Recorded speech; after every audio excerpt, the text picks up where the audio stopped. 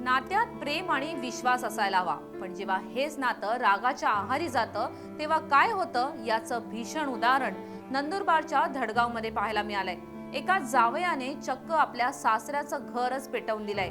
हा राग इतका भयंकर होता की या शेजारच्याचंही घर जळून खाक झालंय। नेमका हा वाद काय होता आणि त्या रात्री नेमकं काय घडलं पाहूयात या व्हिडिओमध्ये।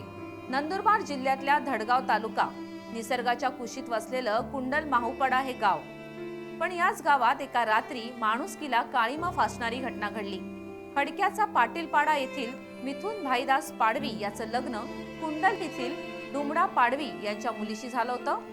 सुरुवातीला सर्व काही ठीक होतं, पण गेल्या काही दिवसांपासून पती पत्नीमध्ये वादाची ठिणगी पडली होती। मिथुनची पत्नी माहेरी गेली होती। मिथुन तिला सासरी नेण्यासाठी वारंवार प्रयत्न करत होता, पण सासरच्या मंडळीकडून तिला पाठवण्यास नकार दिला जात होता। याच कारणावरून मिथुन आणि त्याचे सासरे डुमडा पाडवी यांच्यात टोकाचे वाद झाले। रागाच्या भरात मिथुनने सासऱ्याला धमकी दिली होती, जर पत्नीला पाठवलं नाही तर तुझं घर पेटवून देईन। पण ही धमकी खरी ठरेल असं कोणालाही स्वप्नातही वाटलं नव्हतं। ती रात्र होती, काळ रात्र। पहाटेचे 4 वाजले होते। संपूर्ण गाव गाढ झोपेत होतं। डुमडा पाडवी यांच्या कुटुंबालाही कल्पना नव्हती की काळ त्यांच्या दारात उभा आहे। संतापानं आंधळा झालेल्या मिथुननं गुपचूप सासऱ्याच्या घराला आग लावली।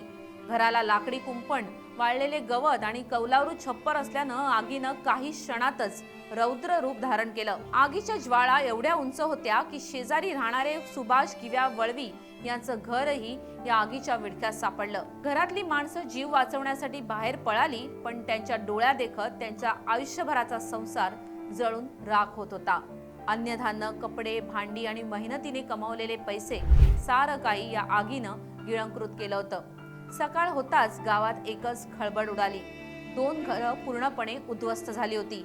ही दोन्ही कुटुंब आता उघड्यावर आली आहेत। त्यांच्याकडे ना खायला अन्न उरलंय, ना अंगावर घालायला कपडे। या घटनेमुळे संपूर्ण धडगाव तालुक्यात संताप व्यक्त केला जातोय।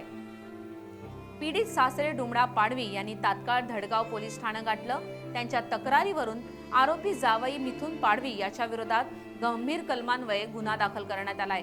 पोलीस उपनिरीक्षक राहुल पाटील यांच्या मार्गदर्शनाखाली पोलीस पथक आता आरोपीचा शोध घेत आहे। एका बाजूला पत्नीचा हट्ट आणि दुसऱ्या बाजूला रागाचा आवेग। या नादात मिथुनने केवळ सासरवाडीच नाही तर स्वतःचं भविष्य सुद्धा अंधारात ढकललंय। पण प्रश्न उरतो तो त्या 2 निष्पाप कुटुंबांचा, ज्यांचा या वादाशी काहीही संबंध नसताना आज ते बेघर झालेत।